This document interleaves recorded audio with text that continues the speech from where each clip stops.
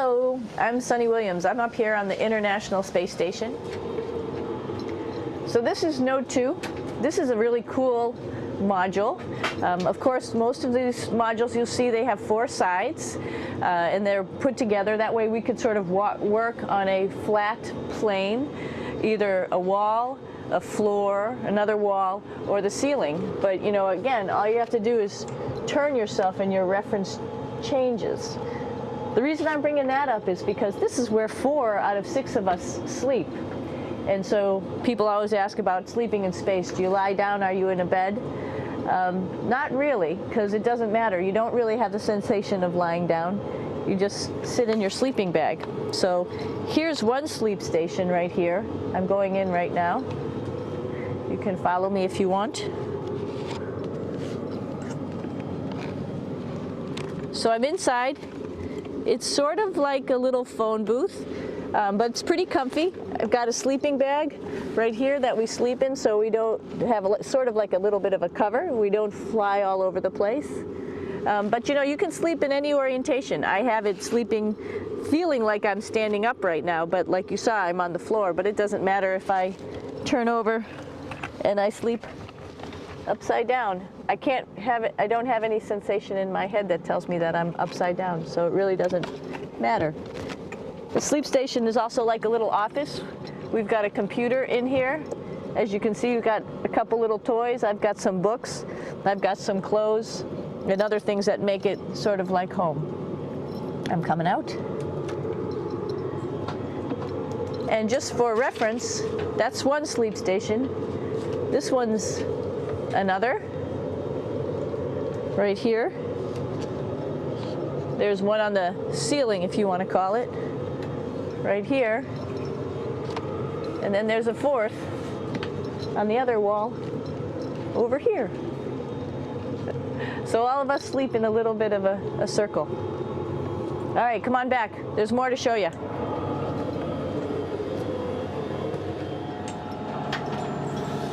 I know that there's some questions about how to use the bathroom and how do you actually live in space like normal, like at home. I mentioned real quickly about getting up in the morning and brushing your teeth and washing your face.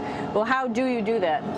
Well, here is the bathroom essentially. You get up in the morning and we have a little kit and it has all the essential things that you need, like your toothbrush and toothpaste and brush. See how much better the brush makes my hair look? I'm just joking. It still stands up straight. It doesn't matter where you are. It's always going to stand up straight while you're up in space. A lot of people ask about toothbrush and toothpaste.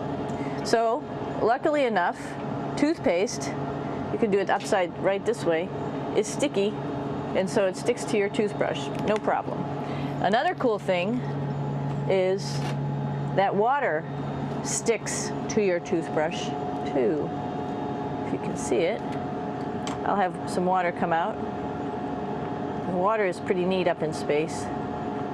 It'll stick to your toothbrush and it will make a big bubble. And that's just by surface tension. And then you can drink it. So a lot of people ask about what do you do with the toothpaste after you brush your teeth.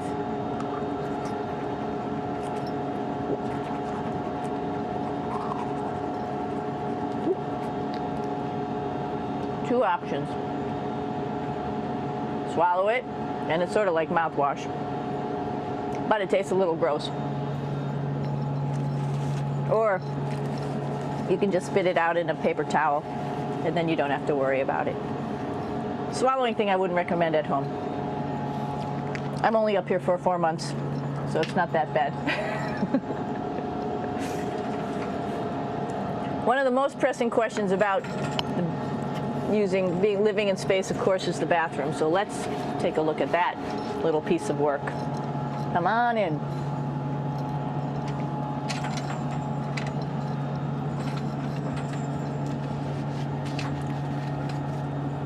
Here we are at the throne. This is awesome.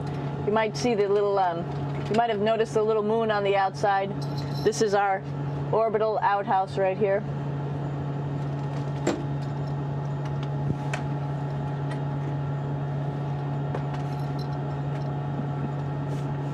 And of course, it serves for two functions.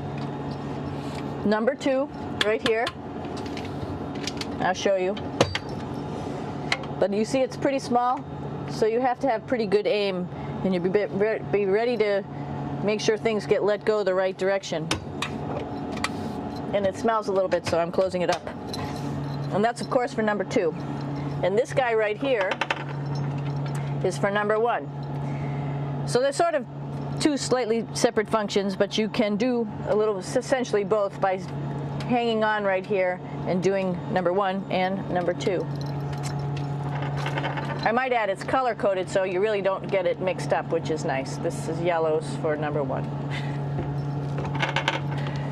And also there's a selection of paper. People always ask about toilet paper. What do you do with toilet paper? What kind of toilet paper do you have? We have gloves, just because sometimes it does get messy. We have some Russian wipes, which are a little bit coarse if you like the coarse type of toilet paper. We have some nice tissues, which are nice and soft if you like soft toilet paper. We have Huggies, just for any cleanup. You know, we were all babies once, and this sort of helps.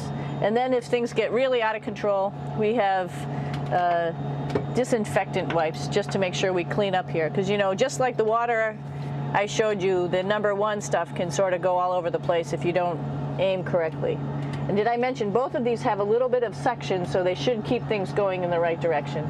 But like I said, sometimes things get a little out of control if you are out of control yourself flying around. So we have lots of protective stuff. And of course, you do have your privacy. There's a little door, so other people know that you're in there.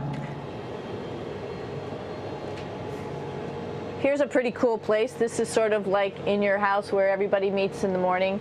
After you wash your face, brush your teeth, you want to find something for breakfast. And this is our kitchen. You might notice there's all sorts of foods here.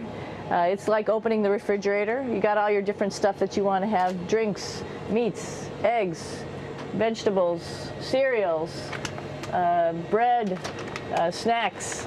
And that's a good place. That's where you find all the candy. Side dishes, and then some little power bars just in case. So we have all this type of food. Some of it is dehydrated, and so we have to hydrate it, fill it up with water. Some of it is already made, and then all we have to do is heat it up. So something like this, I'm pulling out barbecued beef brisket. Pretty yummy. Not only is this food made in the US, but we also have food here from Japan. We've got Russian food. As you can see, all these red containers are filled with food that's from Russia. And then we get some of our specialty stuff, some things that we like, some of our favorite stuff that your family can send up. In fact, I like fluffernutters, and so I got sent up some fluff so I could make my fluffernutter with peanut butter. So you have a lot of food up here, no problems. Now, I want to say where we are. So right now, we're in the Japanese laboratory. It's one laboratory out of many here on the International Space Station. It's actually on the left-hand side. If I was International Space Station and I was flying through space like this, my left hand would be where the Japanese laboratory is.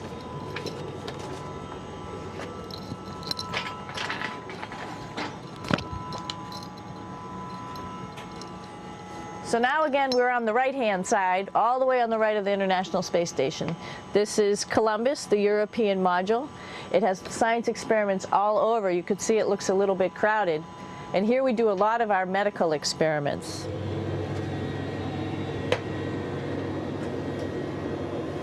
Here we are in the U.S. laboratory. Again, this is a laboratory with science experiments on all of the walls here, all sorts of stuff that we do. And one of the things we also do is we exercise. We have some exercise equipment on board the space station. We need to do that because we lose bone density and muscle mass while we're up here, and that's a result of not having to fight against gravity. So how we keep ourselves in shape are with a bike, a treadmill, and a weightlifting machine. This is the bike. You notice the clip pedals? So all you need to do is actually clip your feet in, and then you can start pedaling. You don't need a seat because you don't sit down. Actually, I haven't sat down for 6 months now, so you don't need any type of seat. Just make sure you're held in with your pedals. You probably see that the bike bounces around a little bit. As I move it, it's not steady and held to the wall firmly. And the reason for that is the space station is pretty big. You saw that there's also solar arrays on the space station. If we start putting any forces into the space station, it's going to make those solar arrays bounce around a little bit. So to prevent that, the machines bounce around a little bit, move around a little bit, and that way we don't put any forces onto the structure of the spacecraft out to the solar arrays. All right, a little farther on. Come on.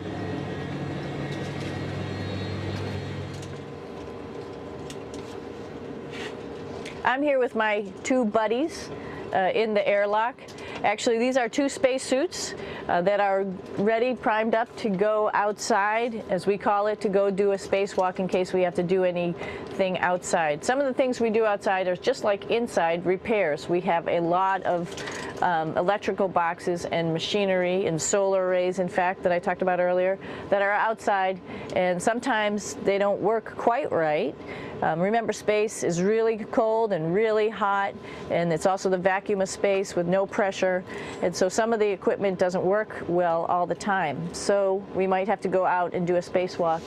Right behind me is actually the hatch that you go out into space, and right now we have it filled up with a couple other spacesuits because we've got 4 of them up here and some of our tools. But right behind here is the hatch in which you actually go right outside into the vacuum of space. The spacesuit is pretty big, as you can see. It's like being a football player. Part of the reason it's so big and bulky is because of this backside, this backpack. It's like going on a hike with a backpack, but the backpack and the suit weighs about 300 pounds. Luckily in space, nothing really weighs anything, so you don't feel that it's so heavy. But we need to have such a big suit because that guy back there is essentially the heart of the spacecraft. I call this actually a spacecraft. It has all the oxygen for you. It has all the carbon dioxide removal system for you.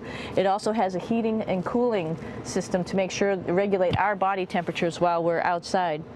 It also has a computer, so it tells you on a display here if there's anything that's going wrong with the suit, if we're running out of oxygen, if we have too much carbon dioxide, or any type of electrical problem. So it's a pretty awesome little spacecraft, and actually got to go out, use my little spacecraft a couple times, and it worked like a charm. Lucky that it works very nice. You might want to see what the helmet looks like. It's pretty cool too. We don't usually go out like this, so you usually can see when the helmet's open. So you can see what it looks like inside. Somebody's little head would be inside of here.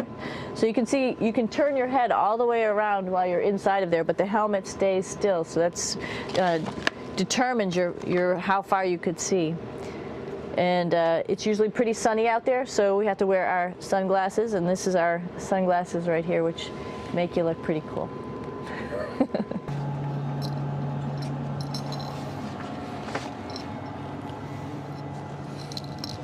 It's like a glass-bottom boat.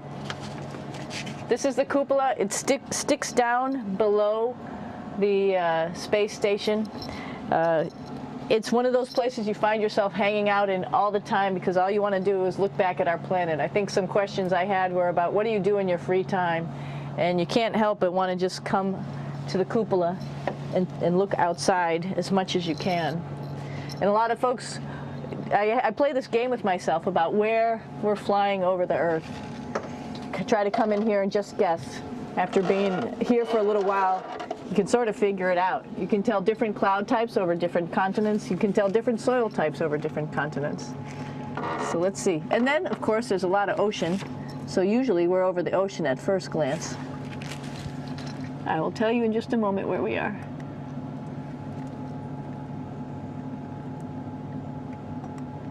What? There we go. So right now we are right over Africa. It's a little bit cloudy, as you can tell. But we're right over the continent of Africa. Hey, what's that? I think that's a Soyuz spacecraft. That's the spacecraft that's taken us home to planet Earth today.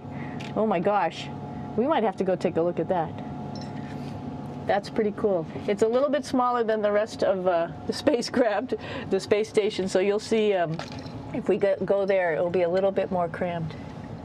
But we're going, you can look all the way back to the back of the spacecraft, which is where the Russian segment is, and then you could look all the way forward to the front of the spacecraft, where the Japanese laboratory, the European laboratory, and the American laboratory are, and then back to the solar arrays where we started in this morning when we were looking out the Japanese window.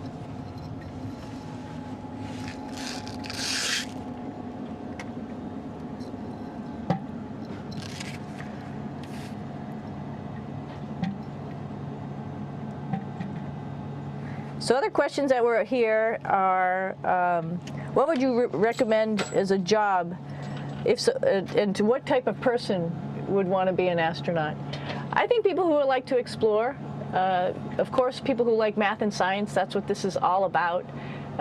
We have people in the office who are doctors, teachers, veterinarians, engineers, pilots, so all sorts of people become astronauts, and I think if you see it's just sort of cool, so I think people who like to do a little adventure and like to do cool stuff probably usually become astronauts. Hey, one thing I didn't show you, or I talked about but I didn't show you, was the exercise, another piece of exercise device, which is the advanced resistive exercise, and that's what this is right here. This is ARED, and you could probably see this bar. Let me just do a little bit of maneuvering here. Stand by. You have to set it up just like at any other gym.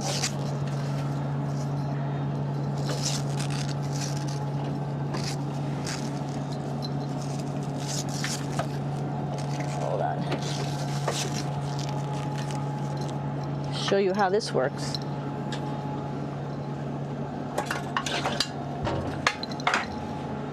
So you can see you can change your attitude just by going from one module to the next, going up from the cupola down here.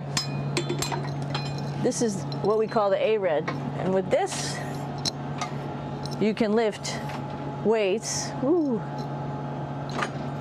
based on vacuum in these cylinders, just like you do at home at a gym. For example, if I wanted to do a squat, I could do it like this. Oops. I should need some weight on this thing. I'm not lifting with anything, so it's too easy. One of the cool things you could do things that you can't do at home. For example, single leg squats with just one leg, because the other leg, you won't fall over. So all sorts of stuff. You can also do bench press. We have a bench that we could add on here, so you can work on your beach muscles.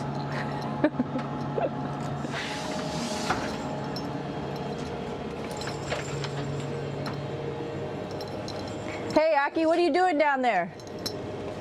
Crashing things. This is one of the cool things about space, too.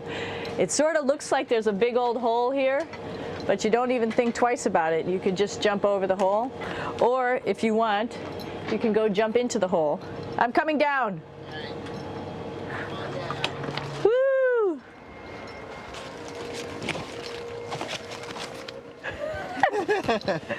Then you can come right back up again, like Superman. Woo!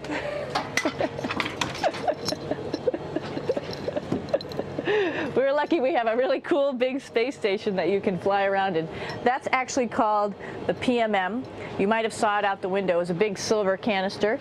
What's really great about that is it's essentially our closet in our pantry, or whatever you want to call it. We have extra food down there, we have extra clothes, we actually throw the trash out down there. So it's nice and organized, and we have all of our stuff that we need while we're working in all these other modules all stowed in this location down here. And it's a lot of fun to play in. So we're going into the Russian segment. Be ready. You don't need a passport either.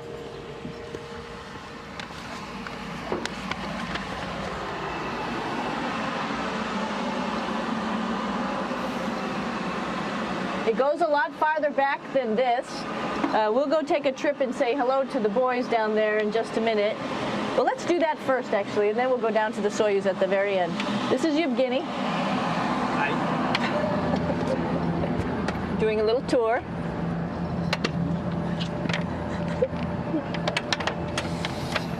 This is the FGB, and what's cool about this module, it is actually the very first piece of the space station that came up in 1998. The space station has been around for about now manned for 12 years, but it's been up in space for about 14 years. And this was the very first. It is like the Russians' PMM. It has a lot of storage, as you can see.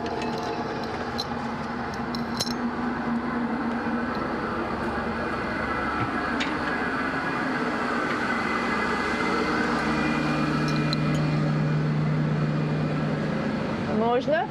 Снимаем. Чуть-чуть.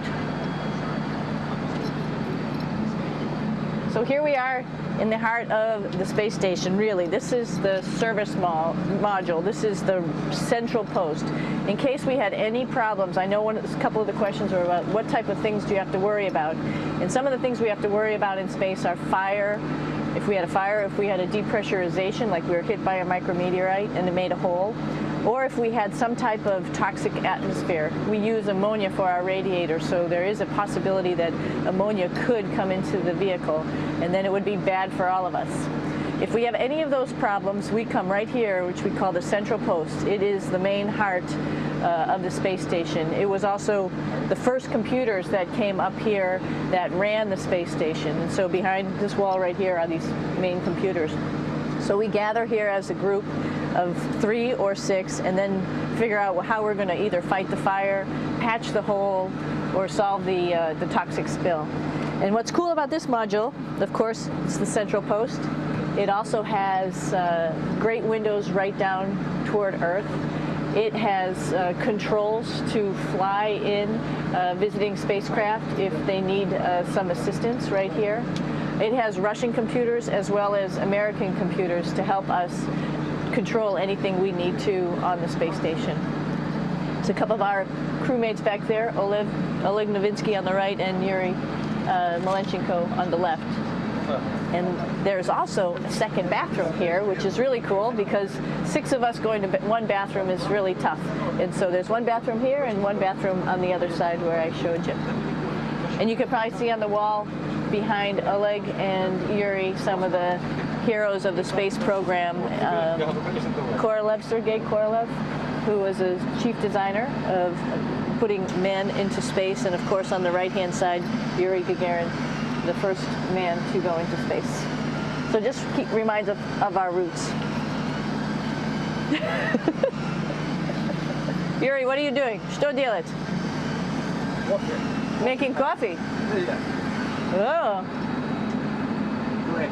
Black coffee. Yeah. Looks good. Okay. Спасибо.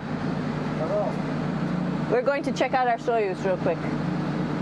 Make sure it's ready to go. All right, back to the Soyuz.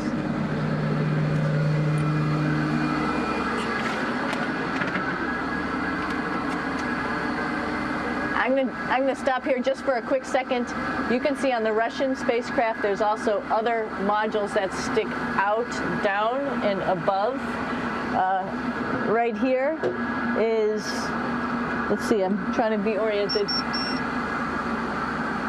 That's a place where we do spacewalks from for the Russian side. There's Russian spacesuits in here, and also a visiting vehicle which brought fruits and vegetables and becomes a trash container when we undock.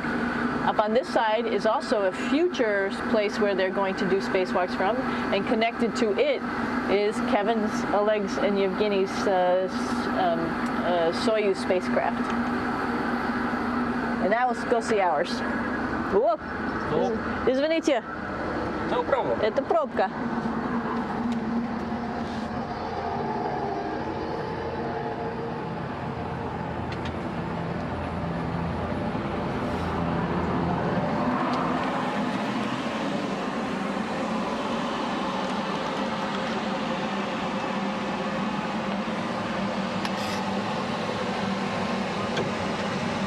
Coming down. down.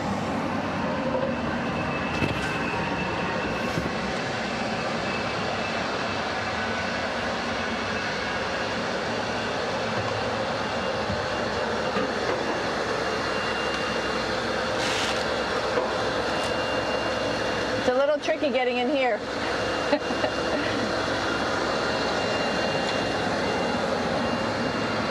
This is the docking probe right here, this big thing. This helps us connect to the spacecraft. This probe actually sticks into this cone, and that's how the spacecraft, our Soyuz, becomes connected to the ISS initially. That is then replaced by clamps, which are around here, that will allow the two spacecraft to be stuck together. And then you can remove the probe and the cone.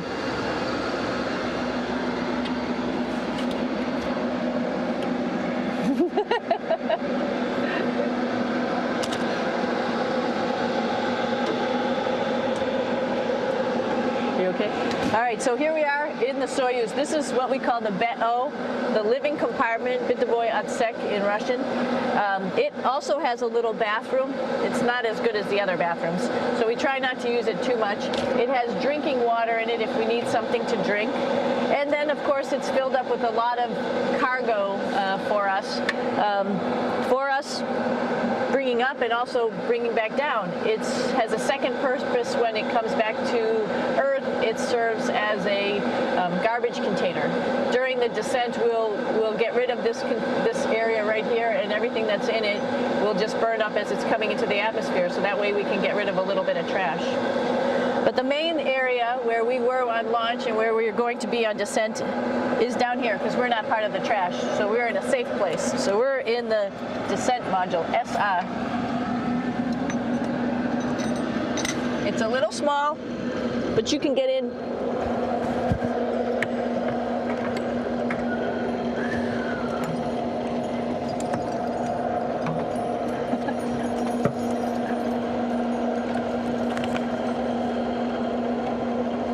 Not sure how well you could see in here. Hold on for a second. I'm going to turn it up this way, just so you could see the hatch and you could see Kevin. It's a little bit small, but we'll come in and show you around. You coming in? Probably not. Okay.